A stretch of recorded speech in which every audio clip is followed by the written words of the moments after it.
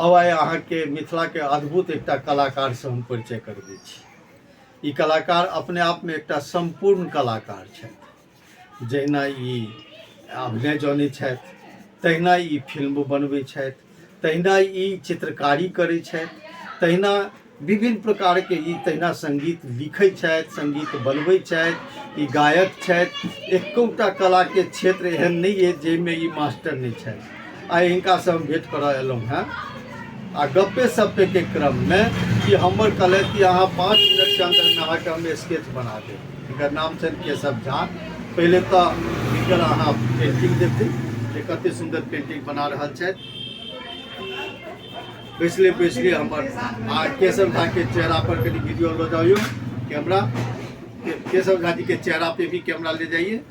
ये है केशव झा जी, अद्भुत कलाकार, अपने मिथिलांचल के नेपाल के सीमा पर बासुकी बिहारी के ये रहने वाले हैं।